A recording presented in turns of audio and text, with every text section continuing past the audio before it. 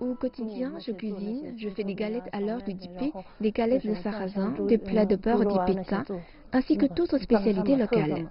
Tsang Cho, 33 ans, villageoise de Nai à Ningchi, dans la région autonome du Tibet, dirige une auberge de style tibétain depuis 2006.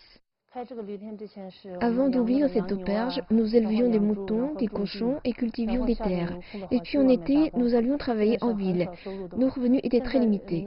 Maintenant que le tourisme s'est développé, les poulets que nous élevons, les œufs, le porc, sont cuisinés à la maison pour en faire profiter nos clients.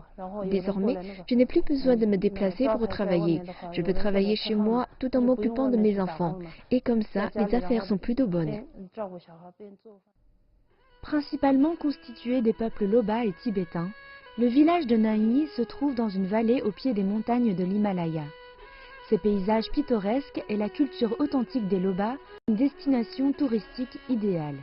Les activités touristiques ont débuté en 2007 grâce à la construction d'une route de ciment facilitant l'accès au village.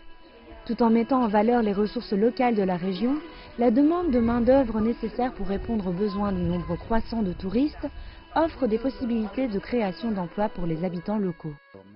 Tout le monde est impliqué dans l'industrie du tourisme. Certains fermiers ont ouvert des auberges et hôtels, d'autres gèrent des petites boutiques de produits locaux sur les lieux touristiques. Ces activités rapportent des revenus importants pour le peuple Loba et notre village. Le revenu annuel par habitant a doublé au cours des 5 dernières années, atteignant 1 500 $ en 2018.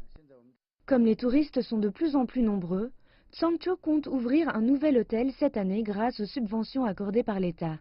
Selon elle, les affaires seront encore meilleures.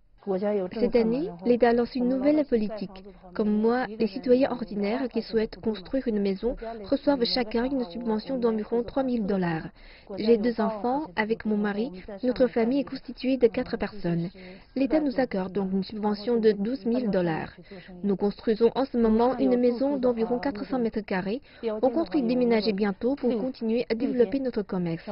Dans nos nouvelles maisons, il y aura 6 chambres standards et le foyer au rez-de-chaussée. On pourra accueillir au moins 50 personnes. Comme pour Tsang Cho, le gouvernement local a su, par le biais du tourisme, contribuer à l'amélioration du niveau de vie de nombreux villageois dans la vallée de Nai. Dans les régions tibétaines reconnues pour ses paysages naturels et sa culture folklorique, le développement du secteur touristique est une mesure particulièrement favorable à l'éradication de la pauvreté. Depuis 2016, 55 districts du Tibet sont déjà sortis de la pauvreté.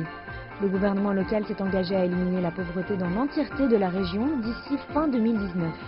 Autrefois vivant sous le seuil de pauvreté, aujourd'hui, ses habitants auront un avenir prometteur grâce au développement du tourisme.